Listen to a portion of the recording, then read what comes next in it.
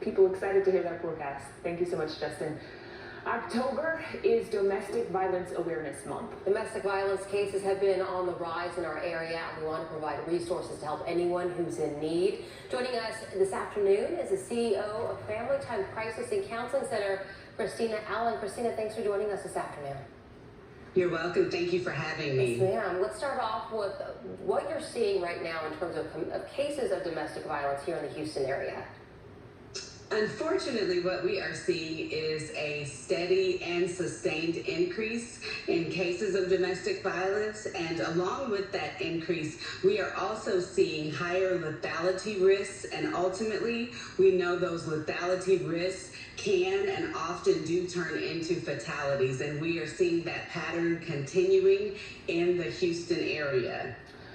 Thanks so much for sharing that. I know oftentimes it's hard for people to leave because they love the person and maybe they don't see the signs of what domestic violence might actually be. But can you kind of, from your perspective, explain to somebody who might be watching, you might be in trouble and maybe these are some signs that you should watch out for?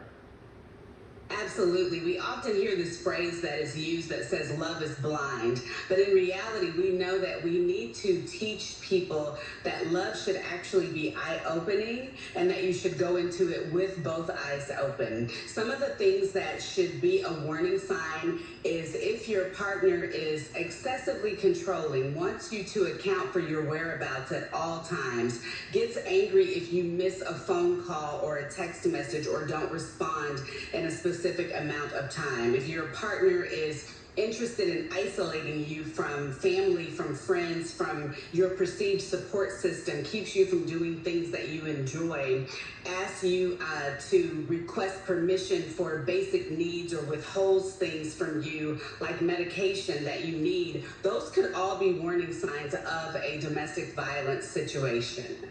And Christina, we know we had a couple of incidents over the weekend that apparently involved violence in the midst of a divorce. What do people need to look out for as they leave an abusive partner?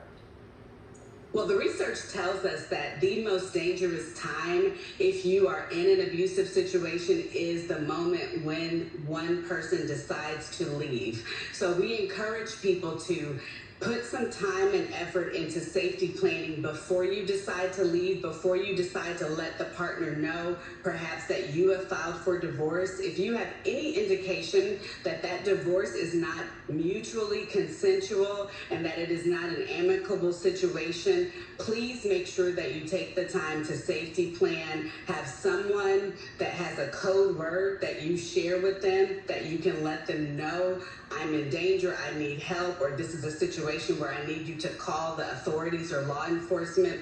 But please make sure that you are assuming the worst and hoping for the best possible outcome. In situations like this, the people closest to us sometimes can see the red flags before we can. What can friends or family members do to help, and what should they be aware of for their own safety before they get involved? Family and friends are often the ones who are able to provide the most support for someone in an abusive situation. They can offer to be the person to be contacted in the case of needing a safe place to reside or helping them navigate finding a safe place like a shelter, for example. Also, the family or friend can be the listening ear because often people in that situation need to talk through it and they want someone just to listen and not judge them in the process.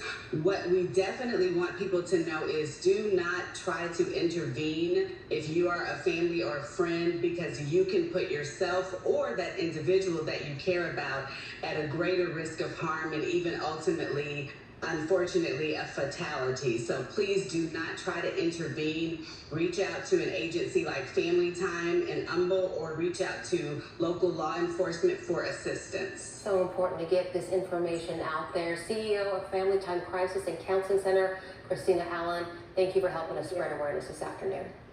Thank you. And if you or someone you know needs more resources and solutions, again, please head to click2houston.com/domestic violence, where you will find a list of free resources available to you.